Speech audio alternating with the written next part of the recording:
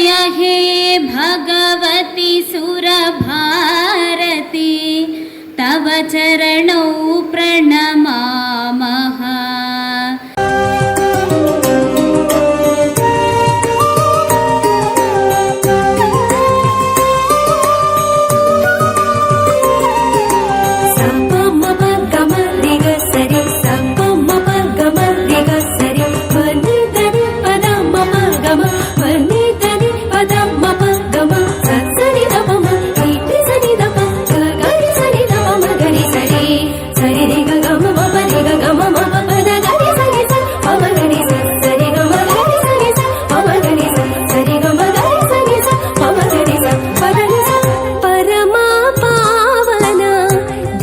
चेतना गुरुचरण के साष्टांग वंदना।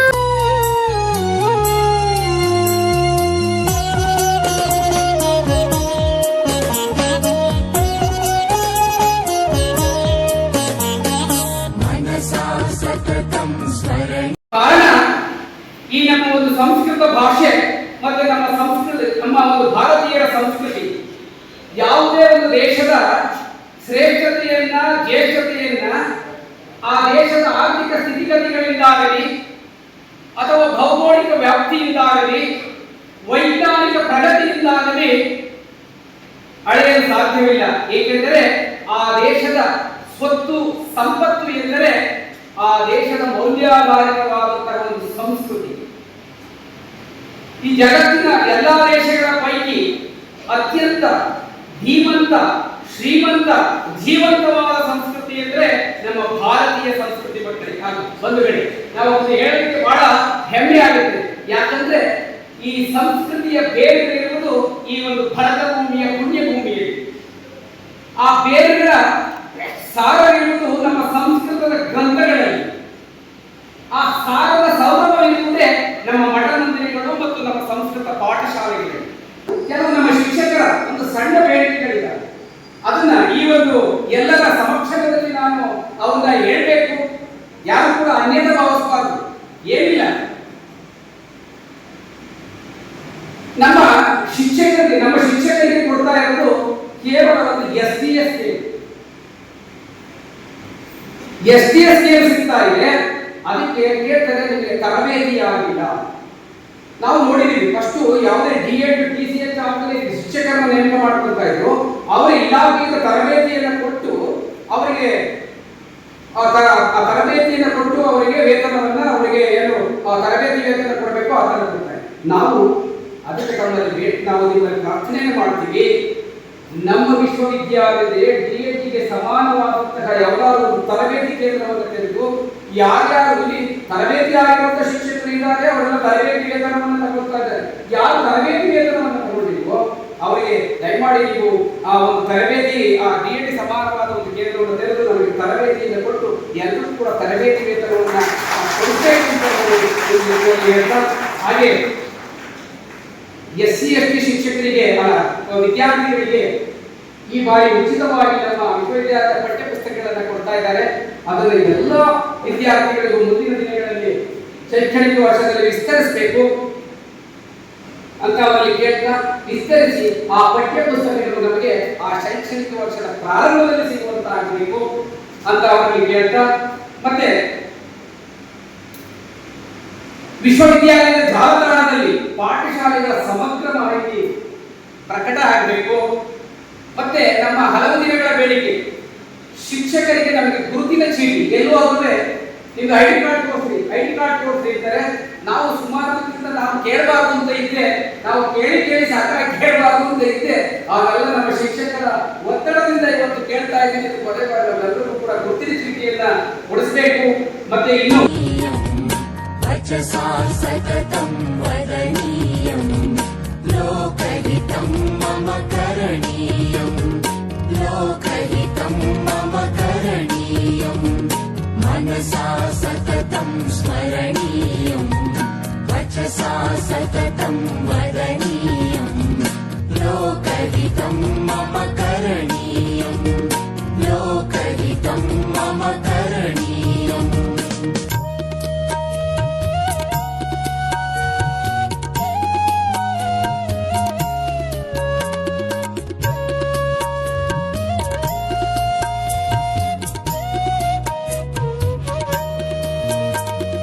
न भोगभवने रमणीयम् न च सुखशयने शयनीयम् अहर्निशं जागरणीयम्. ಸಂಸ್ಕೃತ ಅಂತಿದ್ದಾಗೇನೆ ಅದೊಂದು ಕೇವಲ ಒಂದು ಭಾಷೆ ಅಲ್ಲ. ನಮ್ಮ ಭಾರತೀಯ ಸಂಸ್ಕೃತಿಯಲ್ಲಿ ಕೆಲವು ವಿಶೇಷವಾದ ಶ್ರದ್ಧಾ ಬಿಂದುಗಳಿದ್ದಾವೆ. ಆ ರೀತಿ ಶ್ರದ್ಧೆಯ ಬಿಂದು ಭಾಷೆಯಲ್ಲಿ ಶ್ರದ್ಧೆಯ ಬಿಂದು ಸಂಸ್ಕೃತ. ಕೆಲವು ವಿಶೇಷವಾದ ಸ್ಥಾನಮಾನವನ್ನ ಕೊಟ್ಟಿರೋಂಥ ಸಂದರ್ಭದಲ್ಲಿ ಅದರಲ್ಲಿ ಪ್ರಮುಖವಾದ ಸ್ಥಾನ ಸಂಸ್ಕೃತಕ್ಕೆ ಸಿಗ್ತಾ ಇದೆ. ರಾಜ್ಯದಲ್ಲಿ ಲಕ್ಷಾಂತರ ಶಿಕ್ಷಕರಿದ್ದಾರೆ, ಅವ್ರು ಪಾಠ ಮಾಡ್ತಾರೆ. ಆದ್ರೆ ನೀವು ಪಾಠ ಮಾಡೋದು ಅಷ್ಟೇ ಅಲ್ಲ, ಸಂಸ್ಕೃತಿಯನ್ನೇ ಪ್ರಚಾರ ಮಾಡ್ತಾ ಇರೋರು ಯಾರು ಅಂದ್ರೆ ಸಂಸ್ಕೃತ ಪ್ರಚಾರಕರು. ಹಾಗಾಗಿ ನಿಮಗೊಂದು ವಿಶಿಷ್ಟವಾದ ಸ್ಥಾನ ಈ ಸಮಾಜದಲ್ಲಿ ಇದೆ. ಸಂಸ್ಕೃತ ಅಂತಿದ್ದಾಗ ಒಂದು ಕಾಲದಲ್ಲಿ ಮುರಿತಾ ಇತ್ತು. ಇದ್ಯಾರು ಕೇವಲ ಬ್ರಾಹ್ಮಣರಿಗೆ ಸೀಮಿತ ಅಂತ ಅನ್ಕೊಂಡಿದ್ರು. ಆದ್ರೆ ಇಡೀ ಹಿಂದೂ ಸಮಾಜವನ್ನ ಒಂದುಗೂಡಿಸ್ತಾರೆ ಅಂತ ಸಂಸ್ಥೆ ಸಂಸ್ಕೃತ ಪಾಠಶಾಲೆ ಅನ್ನೋದ್ರಲ್ಲಿ ಯಾವ ಅನುಮಾನವೇ ಇಲ್ಲ. ಇದರಲ್ಲಿ ಎಲ್ಲ ಜಾತಿ ಮತ ಕುಲ ಎಲ್ಲವೂ ಸೇರಿದೆ. ಹಾಗಾಗಿ ಸಂಸ್ಕೃತಕ್ಕೆ ಅದೇ ಒಂದು ವಿಶೇಷವಾದ ಪಾವಿತ್ರತೆ ಇರೋದನ್ನ ನಾವು ಕಾಣ್ತಾ ಇದ್ದೀವಿ. ಕೃಣ್ವಂತೋ ವಿಶ್ವಮಾರ್ಯಂ ಇದನ್ನ ನಾವು ಹೇಳ್ತಾರಂತ ನಾಡು ಭಾರತ. ಸರ್ವೇ ಜನ ಸುಖಿನೋ ಭವಂತು ಇದನ್ನ ಹೇಳ್ತಿರೋದು ಭಾರತ. ಸರ್ವದೇವ ನಮಸ್ಕಾರ ಕೇಶವಂ ಪ್ರತಿಗಚ್ಚತಿ ಇದನ್ನು ಹೇಳ್ತಾರಂತ ಭಾರತ.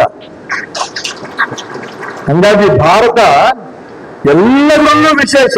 ಸುಮಾರು ಒಂದು 80,000 ವಿದ್ಯಾರ್ಥಿಗಳು ಸಂಸ್ಕೃತವನ್ನ ಕಲಿತಾ ಇದ್ದಾರೆ ಅಂತ ಅಂಶವನ್ನ ನಮ್ಮ ಪಾಲೈನವರು ಕೇಳಿದ್ರು. ಸಣ್ಣ ಕೆಲಸ ಅಲ್ಲ. 80,000 ಜ್ಯೋತಿಗಳು ಇಡೀ ರಾಜ್ಯದಲ್ಲಿ ಪ್ರಸಾರ ಮಾಡೋದಕ್ಕೆ ನೀವು ಮೂಲ ಕಾರಣ ಆಗ್ತೀರಾ. ನಾನು ಯಾಕೆ ಇದನ್ನ ಪ್ರಸ್ತಾಪ ಮಾಡ್ತೀನಿ ಅಂತಂದ್ರೆ, ಮಾನ್ಯ ಗಂಗಾಧರನವರು ಮತ್ತೆ ನಮ್ಮ ಲಕ್ಷ್ಮೀನಾರಾಯಣ ಭಟ್ರು, ಅದೇ ರೇಣುಕಾರಾತ್ರಿ, ನ್ಯಾರರ್ ಶಿವಮೊಗ್ಗ ಕೂಡ ಏನು ಕರ್ನಾಟಕ ರಾಜ್ಯದಲ್ಲಿ ಅಂತ ಸಂಸ್ಕೃತ ಅಧ್ಯಾಪಕರಿಗೆ ನಿಮ್ಮ ಅಪೇಕ್ಷೆ ಏನಿದೆ, ರಾಜ್ಯ ಸರ್ಕಾರದಿಂದ ಏನಿದೆ ನನ್ನ ಹತ್ರ ಬಂದು ಚರ್ಚೆ ಮಾಡಿ, ನಾನು ನಮ್ಮ ಶಾಸಕರು ಎಲ್ಲ ಕೂತು ಅದನ್ನು ಪರಿಹಾರ ಮಾಡೋ ತನಕನೂ ಬಿಡಲ್ಲ, ನಿಮ್ ಜೊತೆ ನಾವು ಇದ್ದೇ ಇರ್ತೇವೆ. ಈ ಮಾತು ಮಾತ್ರ ಈ ಸಂದರ್ಭದಲ್ಲಿ ತಿಳಿಸ್ತಾ ಮತ್ತೊಮ್ಮೆ ಈ ಒಂದು ವಿಶೇಷವಾದ ಕಾರ್ಯಕ್ರಮ ಶಿವಮೊಗ್ಗದಲ್ಲಿ ತಾವೆಲ್ಲ ಸಂಸ್ಕೃತವನ್ನ ಹಿಡ್ಕೊಂಡು ಬಂದಿದ್ದೀವಿ ಅಂದ್ರೆ ಶಿವಮೊಗ್ಗ ನಗರ ಒಂದು ರೀತಿಯ ಪುಣ್ಯ ಭೂಮಿಯಾಗಿ ಪರಿವರ್ತನೆ ಆಗಿ ಅಂತ ನಾನಂತೂ ಭಾವಿಸ್ತೇನೆ. लोकहितं मम करणीयम् लोकहितं मम करणीयम्.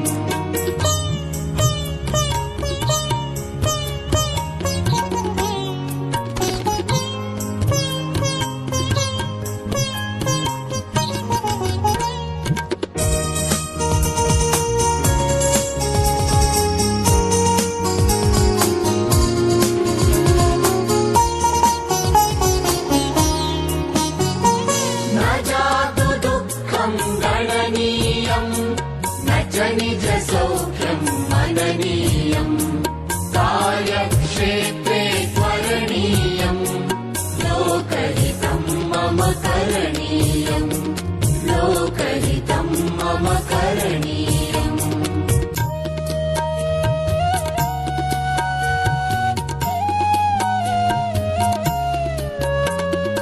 ಆಶ್ಚರ್ಯ ಆಗ್ತದೆ. ಯಾಕೆಂದ್ರೆ ಸಂಸ್ಕೃತ ಇವತ್ತು ಅನೇಕ ಭಾಷೆಗಳಿಗೆ ಜೀವ ಕೊಟ್ಟಂತ ಭಾಷೆ, ತಾಯಿ ಭಾಷೆ ಇದು. ತಾಯಿ ಹೃದಯದಿಂದ ಬರುವಂತ ಅನೇಕ ಸಂಗತಿಗಳೊಳಗೆ ಘೋಷಿಸುವಂತದ್ದು ಪ್ರತಿನಿಧಿಯಿಂದ ಜೀವಕ್ಕಂತೂ ನಾವು ನೋಡ್ತಾ ಇದ್ದೇವೆ. ಹೀಗಿರುವಂತ ಭಾಷೆ ಯಾವತ್ತೂ ಕೂಡ ಅಳಿಲಿಕ್ಕೆ ಬಿಡಲ್ಲ. ಅದು ಹೋಲಿಸು ಅಂತ ಹೇಳಿದ್ರೆ ಈ ಸಾಂಸ್ಕೃತಿಕ ರಾಷ್ಟ್ರ ಅಂತ ಏನು ಹೇಳ್ತಾ ಇದ್ದೇವೆ, ಅದು ಸರ್ವನಾಶ ಆಗಲಿಕ್ಕೆ ಬಹಳ ದಿನ ಬೇಕಾಗುವುದಿಲ್ಲ ಅಂತ ಮಾತನ್ನು ಹೇಳಲಿಕ್ಕೆ ಇಷ್ಟಪಡ್ತೇನೆ.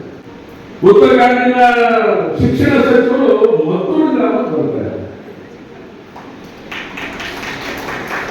ಅವರು ಶಿಕ್ಷಣ ಸಚಿವರು ಸಂಸ್ಕೃತ ಸೇರಿಸಿಕೊಂಡಂತ ಒಂದು ಸಚಿವರ ಖಾತೆಯಲ್ಲಿ ಇರುವಂತದ್ದು.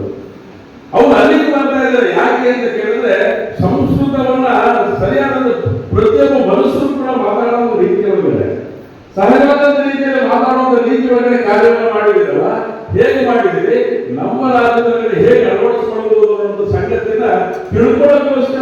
ಬಂದಿದೆ ಅಂತ ಹೇಳ್ತಿದ್ದೀರಲ್ಲ, ಇದು ಸಂಸ್ಕೃತದ ತಾಕತ್ತು ಅನ್ನೋ ಸಂಗತಿಯ ಹೆಸರು ಹೇಳಲಿಕ್ಕೆ ನಾನು ಇಷ್ಟಪಡ್ತೇನೆ.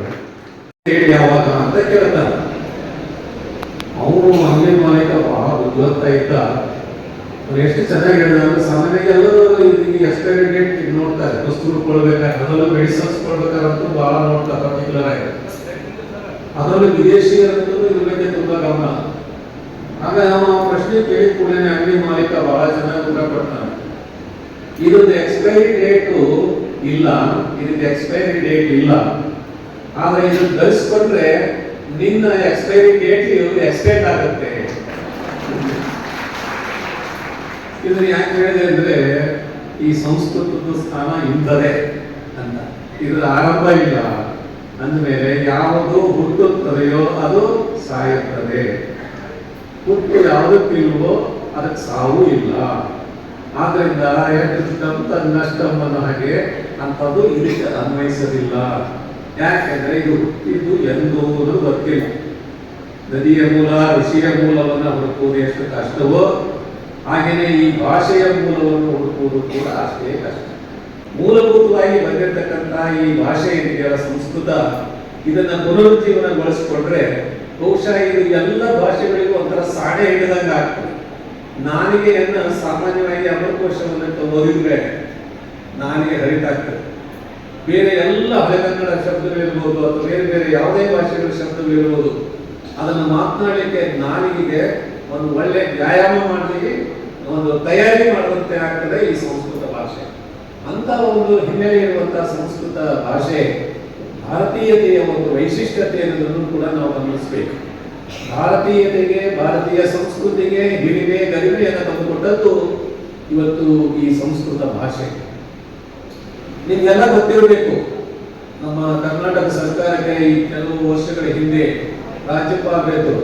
ಅವ್ರ ಹೆಸರು ಏನು ಗೊತ್ತಾ? ಚತುರ್ವೇದಿ ಅಂತ. ವಿದೇಶಿಯ ಮೂಲದವರು ಸಂಸ್ಕೃತ ಭಾಷೆಯನ್ನು ಅಧ್ಯಯನ ಮಾಡಿ ಇಲ್ಲಿಗೆ ಬಂದು ಸಂಸ್ಕೃತವನ್ನು ಕಲಿತು. ನೋಡಿ, ವಿದೇಶಿಯರ ಸಾಹಸವನ್ನ ನಾವು ಒಂದು ಸಲ ಬರೇ ನಮ್ಮ ದೇಶ ಕೊಳ್ಳೆ ಹೊಡೆದಂತ ಬ್ರಿಟಿಷರ್ನ ಒಂದು ಅಂಗದಲ್ಲಿ ನೋಡ್ತೀವಿ. ಆದ್ರೆ ನಿಜಕ್ಕೂ ಕೂಡ ಇನ್ನೊಂದು ಅಂಗದಲ್ಲಿ ಅವ್ರು ಮಾಡಿರೋ ಉಪಕಾರ ಎಷ್ಟಪ್ಪ ಅಂದ್ರೆ, ನಮ್ಮ ವ್ಯಾಕರಣ ಗ್ರಂಥಗಳನ್ನ ಕಿಟಲ್ ಡಿಕ್ಷನರಿ ಇರ್ಬೋದು, ಡಿಕ್ಷನರಿಯನ್ನು ಮಾಡಿಕೊಟ್ರು. ಕನ್ನಡಕ್ಕೆ ಎಷ್ಟೆಲ್ಲ ದೂರದಲ್ಲಿ ಭಾಷೆ ಬಗ್ಗೆ, ಇತಿಹಾಸದ ಬಗ್ಗೆ ಎಷ್ಟೆಲ್ಲ ಮಾಡಿಕೊಟ್ಟಿದಾರಲ್ಲ. ಹಾಗೇನೆ ಇವತ್ತು ಸಂಸ್ಕೃತ ಭಾಷೆಯನ್ನ ನಮ್ಮಲ್ಲಿ ಇಲ್ಲ, ಎಲ್ಲೋ ಒಂದು ಹೆಸರನ್ನ ಮತ್ತೂರು ಅಂತ ನಾವು ಉಲ್ಲೇಖ ಮಾಡ್ತೀವಿ. ಆದ್ರೆ ಜರ್ಮನ್ ದೇಶದಲ್ಲಿ ಸಂಸ್ಕೃತ ಪಂಡಿತರುಗಳು ಬೇಕಾದಷ್ಟು ಜನ ಇದ್ದಾರೆ. ಬಹುಶಃ ಈ ಮುಂದೆ ಹೀಗೆ ನಾವು ಉದಾಸೀನ ಮಾಡಿದ್ರೆ ಜರ್ಮನಿಗೆ ಹೋಗಿ ಸಂಸ್ಕೃತ ಕಲಿಯಬೇಕಾಗುತ್ತೋ ಏನೋ. एकः श्लोकः भवति, इदमतमत्सं जायेत गुणत्रयं यदि शब्दान्वयं ज्योतिरासंसारं दीप्यते इति. ನಿಮ್ಮ ಎಲ್ಲ ಮನವಿಗಳನ್ನು ನಾನು ಕೇಳಿಸ್ಕೊಂಡಿದ್ದೇನೆ.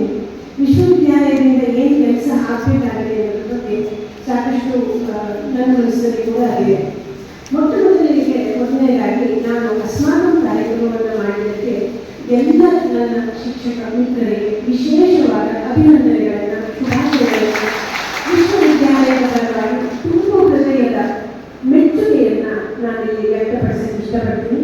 ಈ ಮಾತನ್ನು ನಾನು ನಮ್ಮ ಗಂಗಾಧರವರಿಗೆ ಆಗಿನ ಕೂಡ ಹೇಳಿದ್ದೆ. ಹಾಗೆ ತಾವೆಲ್ಲರೂ ನೋಡಿರ್ಬೋದು, ಯಾವಾಗ ನೀವು ಪೇಪರಲ್ಲಿ ಬರಲಿ ಕಂಟಿನ್ಯೂಸ್ ಆಗಿ ಶುರುವಾಯಿತು, ಕೂಡಲೇ ಡೈರೆಕ್ಟ್ ಕೂಡ ನಮ್ಮ ಜಾಲತಾಣದಲ್ಲಿ ತಂದು ಪ್ರತಿಯೊಂದು ಪತ್ರಿಕಾ ಪ್ರಕಟಣೆ ಕೂಡ ನಮ್ಮ ಜಾಲತಾಣದಲ್ಲಿ ಇವತ್ತಿಗೂ ಇದೆ. ತಾವೆಲ್ಲರೂ ಅದನ್ನು ವೀಕ್ಷಿಸಬಹುದು. ಹಾಗಾಗಿ ಇದಕ್ಕೆ ನನ್ನ ಮನಃಪೂರ್ವಕ ಮೆಚ್ಚುಗೆಯನ್ನು ನಾನು ನಿಮ್ಮೆಲ್ಲರಿಗೂ ಹೇಳಲು ಇಷ್ಟಪಡ್ತೀನಿ. ಅದೇ ನಿಟ್ಟಿನಲ್ಲಿ ಯಾವುದೇ ಕಾರ್ಯಕ್ರಮ ವಿಶ್ವವಿದ್ಯಾಲಯ ಮಾಡಲಿ ಅತ್ಯಂತ ದೊಡ್ಡ ಶಕ್ತಿ ನಮ್ಮ ಶಿಕ್ಷಕ ಸಂಘದವರು ಅನ್ನೋದನ್ನು ಪುನಃ ಪುನಃ ನಾನು ಸ್ಮರಿಸ್ಕೊಳ್ತೀನಿ. ತುಂಬ ದಿನದ ತಮ್ಮ ಬೇಡಿಕೆ ಇತ್ತು, ಅದು ID ಕಾರ್ಡ್ ಅಂತ ಹೇಳಿದ್ದು. ನಾನು ಅದಕ್ಕೆ ಒಂದು ರಿಜಾಯಿನ್ ಇಟ್ಟಿದ್ದೆ. 1 ಲಕ್ಷ ದಾಟಿ 80,000 ವಿದ್ಯಾರ್ಥಿಗಳು ಕಲಿತಿದ್ದಾರೆ. ತುಂಬ ಸಂತೋಷ. ಬಹುಶಃ ಈ ವರ್ಷ ಅಸ್ಮಾಕಂ ಸಂಸ್ಕೃತ ಕಾರ್ಯಕ್ರಮದ ಒಂದು ಹಿನ್ನೆಲೆಯಲ್ಲಿ ಸಂಖ್ಯೆ ಹೆಚ್ಚಾಗ್ಬೋದು ಅನ್ನೋದು ನನ್ನ ಒಂದು ಅನುಮಾನ, ನ್ಯಾಯಾಲಯದ ಪ್ರಕಾರದ ಅನುಮಾನ, ಅನುಮೀಕರಣ ಹೇಳ್ತೀನಿ. ಹಾಗಾಗಿ ಈ ಕಾರ್ಯಕ್ರಮ ಆಗಿದೆ ಅಂತ ಭಾವಿಸ್ತಾ ಸಂಖ್ಯೆ ಸಿಕ್ಕಿದ ತಕ್ಷಣ ಸೆಪ್ಟೆಂಬರ್ 5ರಂದು ತಮ್ಮೆಲ್ಲರಿಗೂ ID ಕಾರ್ಡನ್ನು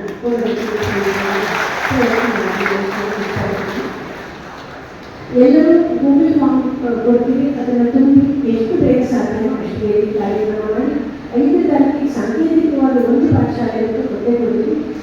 ಬೆನ್ನಲ್ಲಿ ಮಿಕ್ಕಿದೆಲ್ಲ ಪೂರೈಸ್ತೀವಿ. ಅಷ್ಟು ಆದ ಕಾರಣಕ್ಕೆ ನಮ್ಮಲ್ಲಿರುವಂತಹ ವರ್ಕ್ ಫೋರ್ಸ್ ಸ್ವಲ್ಪ ಲಿಮಿಟೆಡ್ ಆಗಿಲ್ಲ. ತುಂಬ ಓವರ್ ಆಗಿ ಕಮಿಟ್ ಮಾಡೋದಿಲ್ಲ, ಆದರೆ ಮಾಡೋದಂತೂ ಖಂಡಿತ 25 ಒಳಗೆ ಖಂಡಿತ ಮಾಡ್ತೀವಿ. ಹೋದ್ಸಲ 24ರಲ್ಲಿ ಅಸ್ಮಾಕನ್ ಸಂಸ್ಕೃತ ಮಾಡಿ ನಮ್ಮ ಸಂಸ್ಕೃತ ಅಂತ ನಾವು ಹೇಳಿದ್ವಿ. ಆದರೆ ಈಗ ಈ ವರ್ಷ ಏನಂತ ಮಾಡೋಣ ಅಂತ ಯೋಚನೆ ಮಾಡ್ತಾ ಇದ್ದಾಗ ಯುಷ್ಮಾಕನ್ ಸಂಸ್ಕೃತ ಅಂತ ಕಾರ್ಯಕ್ರಮವನ್ನು ನಮ್ಮ ಸಂಸ್ಕೃತ ಪರಿಚಯ ಮಾಡೋದು, ನಿಮಗೆ ಸಂಸ್ಕೃತ ಹೇಗೆ ಬೇಕು ಈ ನಿಟ್ಟಿನಲ್ಲಿ ಪ್ರತಿಯೊಬ್ಬ ಶಾಲಾ ಶಿಕ್ಷಕರು ಮಾಡಬೇಕಾದ್ದು ರಿಸರ್ಚ್. ನಾವು ಮತ್ತೆ ಸಂಸ್ಕೃತದ ಒಳ ಹೊತ್ತು ಏನಿದೆ ಅಂತ ನೋಡಬೇಕು. ಶಿಕ್ಷಕರ ಸಂಘದ ಅಧ್ಯಕ್ಷರು ಗಂಗಾಧರವರು ನನಗೆ ಇನ್ನೂ ಪೀಡಿಸೋದು ಬಿಟ್ಟೇ ಇಲ್ಲ. ಸಾಲ ವೇತನ ಆಗಿಲ್ಲ, ವೇತನ ಕಾಲಕ್ಕೆ ಆಗ್ತಾ ಇಲ್ಲ, ಕಾಲಮಿತಿ ವೇತನ ಭರ್ತಿ ಆಗ್ತಾ ಇಲ್ಲ, ಟರ್ಮಿನಲ್ ರಿಲೀಸ್ ಆಗ್ತಾ ಇಲ್ಲ, ಪೆನ್ಷನ್ ಅವರಿಗೆ ಇಂಟರ್ನಲ್ಲಿ ಹೋಗ್ತಾ ಇಲ್ಲ, ಪರೀಕ್ಷೆ ಆದ ತಕ್ಷಣ ಆರ್ಥಿಕವಾಗಿ ಕೂಡ ನಮಗೆ ಭರ್ತಿಗಳು ಸಿಗ್ತಾ ಇಲ್ಲ. ಈ ಎಲ್ಲ ನನಗೆ ಸತತವಾಗಿ ನನಗೆ ಒತ್ತಡ ಕೊಡ್ತಾನೆ ಇದ್ದಾರೆ. ನನಗೆ ಅಂದರೆ ಬಸವಣ್ಣ ಬಸವಣ್ಣವರ ಕಾರ್ಯಕ್ಕೆ ಗೈಡೆನ್ಸ್ ನಾ ವ್ಯಕ್ತಿ ನೋಡೋದಿಲ್ಲ. ನನ್ನಂತ ಬಂದು ನೋಡಬೇಕು ಅನ್ನೋ ಯಾವ ಅಪೇಕ್ಷೆಯನ್ನು ನಾನು ನನ್ನ 32 ವರ್ಷದ ಅನುಭವದಲ್ಲಿ ಇಟ್ಕೊಂಡಿಲ್ಲ. ಯಾವುದು ಸರಿ ಇದೆ ನನಗೆ ಬರದೇ ಇದ್ರು ಕಳಿಸ್ತಾ ಇರ್ತೇನೆ. ಯಾರು ನನ್ನ ಆಗಿಲ್ಲ ಅಂದ್ರೆ ನಾನು ಸಂಬಂಧಪಟ್ಟವ್ರು ಕಳಿಸ್ಬಿಟ್ಟು ಸಭಾ ಮಾಡ್ತಾ ಇರ್ತೀನಿ. ಇದು ನನ್ನ ಜೀವನ, ನನ್ನ ವೈಯಕ್ತಿಕವಾದ್ದು. ನನಗೆ ಅಪೇಕ್ಷೆಗಳಿಲ್ಲ ಅಥವಾ ನನಗೆ ದುರುದ್ದೇಶಗಳಿಲ್ಲ ಅಥವಾ ಏನಾದರೂ ನಾನು ಮಾಡದೇ ಇರ್ತಕ್ಕಂಥ ಪ್ರಶಂಸೆಯನ್ನು ನನಗೆ ಅಗತ್ಯ ಇಲ್ಲ. ನಾನು ವೇತನಕ್ಕೆ ಇದ್ದ ಮೇಲೆ it's government duty, my responsibility to do whatever the dues. ಏನೇನಿದೆ ಅದನ್ನು ಪ್ರಾಮಾಣಿಕವಾಗಿ ಕೊಡ್ತಕ್ಕಂಥ ಪ್ರಯತ್ನ ನಾವು ಮಾಡಬೇಕು. ಸಂಸ್ಕೃತ ಪಾಠಶಾಲೆಗಳಿಂದ ವಿಶ್ವವಿದ್ಯಾಲಯ ಉಳ್ಕೊಂಡಿದೆ. ಪ್ರಾಥಮಿಕ ಶಿಕ್ಷಣದಿಂದ ಉನ್ನತ ಶಿಕ್ಷಣ ಉಳ್ಕೊಂಡಿದೆ. ವಿಶ್ವವಿದ್ಯಾಲಯ ಉನ್ನತ ಶಿಕ್ಷಣದ ಕಾರ್ಯವೈಖರಿ ಮಾಡುತ್ತೆ. ಅದಕ್ಕೆ ತಾಯಿ ಬೇರಾಗಿ ನಿಂತಿರೋದು ಪಾಠಶಾಲೆಗಳು. ಬಹಳ ಸಂಸ್ಕೃತದಲ್ಲಿ ಈಗೇನೋ ಈ CBSE ICSE ಬೇರೆ ಬೇರೆ ಇದರಲ್ಲಿ ಪ್ರಾಜೆಕ್ಟ್ ಮಾಡಿಸ್ತಾರೆ. ಇದನ್ನು ಹೇಳಬೇಕು, ಸಂಸ್ಕೃತದಲ್ಲಿ ನೀವು ಪ್ರಾಜೆಕ್ಟ್ ಮಾಡಿಸೋಕ್ಕಾಗ್ತದೋ ಇಲ್ವೋ ಶಿಕ್ಷಕರೇ, ನೀವು ಆಲೋಚನೆ ಮಾಡಿದ್ರೆ ಇಲ್ವೋ ಮಾಡ್ಬೋದು. ಯಾವ ರೀತಿ ವಿಶ್ವ ಸೃಷ್ಟಿ ಆಯಿತು ಅಂತಕ್ಕಂಥದ್ರ ಬಗ್ಗೆ ನೀವು ಬಹಳ ಚೆನ್ನಾಗಿ ಮಾಡಿಸ್ಬೋದು. ಬಯಾಲಜಿ, ಕೆಮಿಸ್ಟ್ರಿ, ಫಿಸಿಕ್ಸ್, ಬಯೋಕೆಮಿಸ್ಟ್ರಿ ಈ ಎಲ್ಲ ವಿಚಾರಗಳು ಸಂಸ್ಕೃತದಲ್ಲಿರ್ತಕ್ಕಂಥದ್ದು. ಈ ನಮ್ಮ ಪುರಾತನ ಋಷಿಗಳು ಮಹರ್ಷಿಗಳು ಇದರ ಬಗ್ಗೆ ಬಹಳ ಸಂಶೋಧನೆ ಮಾಡಿ ಸಂಸ್ಕೃತದಲ್ಲಿ ಇದೆ. ಅದರ ಬಗ್ಗೆ ಜ್ಞಾನ ಇಲ್ಲ. ಗೊತ್ತಿರ್ತಕ್ಕಂಥ 3-4 ಜನ ಇನ್ನೊಬ್ಬರು ಹೇಳಿಕೊಡೋದು ಇದೇ ಬಂದಿರ್ತಕ್ಕಂಥದ್ದು ಈ ಇದರಲ್ಲಿ ಬಂದಿದೆ. ನನಗೆ ಗೊತ್ತಾಯ್ತು, ನಾನು ಹೇಳ್ಕೊಡೋದಿಲ್ಲ. ಯಾಕಂದ್ರೆ ಅವ್ರು ಕಲ್ತ್ಕೊಂತಾರಲ್ವ, ಅವ್ರು ಕಲ್ತ್ಕೊಂಡು ಸಂಘದ ಪದಾಧಿಕಾರಿಗಳು ಭೂತ ಮತ್ತು ವರ್ತಮಾನದಲ್ಲಿ ಇರ್ತಕ್ಕಂಥ ಅಧ್ಯಕ್ಷರು, ಸದಸ್ಯರಿಗೂ ಹಾಗೂ ವಲಯ ಸಂಯೋಜಕರಿಗೂ, ವಿಷಯ ಪರೀಕ್ಷಕರಿಗೂ, ದೂರದಿಂದ ಬಂದಿರುವಂತಹ ಸಂಸ್ಕೃತ ಶಿಕ್ಷಕರಿಗೂ, ಶಿಕ್ಷಕಿಯರಿಗೂ, ಸಂಸ್ಕೃತ ಅಭಿಮಾನಿಗಳಿಗೂ ಈ ಒಂದು ಕಾರ್ಯಕ್ರಮವನ್ನು ಮಾಡಲು ಅನುವು ಮಾಡಿಕೊಟ್ಟಂತಹ ಎಲ್ಲ ಸಂಸ್ಕೃತ ಅಭಿಮಾನಿಗಳಿಗೆ, ಸಂಸ್ಕೃತ ಸೇವಾನಿರತರಿಗೆ ನನ್ನ ಧನ್ಯವಾದಗಳನ್ನು ಹೇಳಿ ನನ್ನ 2 ಮಾತು ದುಃಖ ಸಾಗರೇ